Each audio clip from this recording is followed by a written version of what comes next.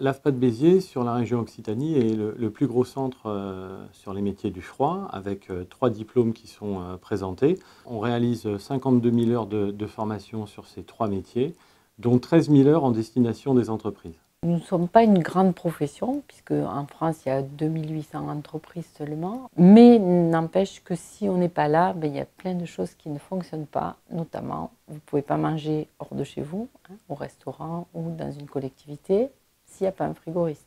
Le froid, il est partout aujourd'hui. Quoi que l'on puisse toucher, quoi que l'on puisse boire, il y a eu à tout moment de la réfrigération qui est intervenue. Notre métier est en tension permanente. On recherche des techniciens d'intervention et de chantier. Il nous faut des gens du niveau 4, c'est-à-dire bac. Et on n'en a pas assez pour le terrain.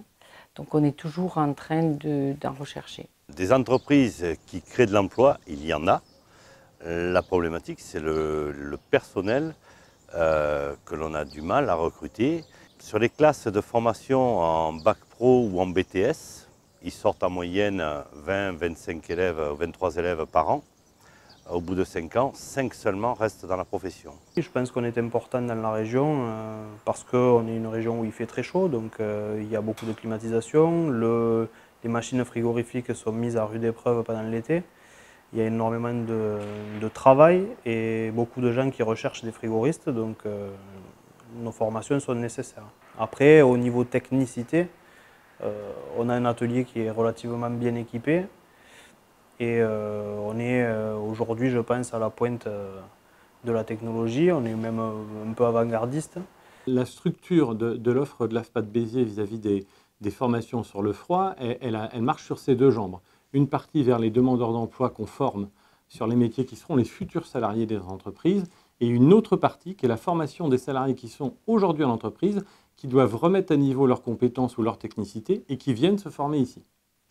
L'Europe demande à ce qu'on ait une réduction significative de l'utilisation des hydrofluorocarburants.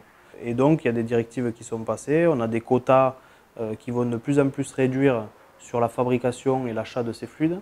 Et du coup, les chimistes ou même il y a de nouveaux fluides naturels qui sont en train d'arriver et qui sont censés remplacer ces fluides qui sont nocifs, quoi.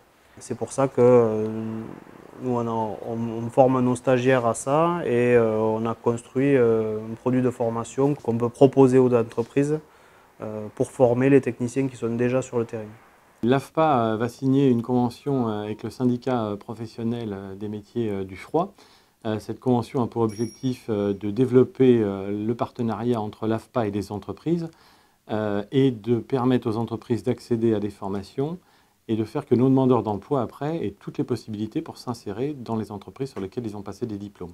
Cette convention, j'attends qu'on travaille ensemble avec l'AFPA pour mettre en place des formations en adéquation avec nos besoins. C'est en discutant et en étant partenaire qu'on va arriver à faire cela et avancer ensemble pour pouvoir proposer à des gens qui n'ont pas de formation ou qui veulent en acquérir d'autres sur les techniques nouvelles et sur les techniques d'avenir.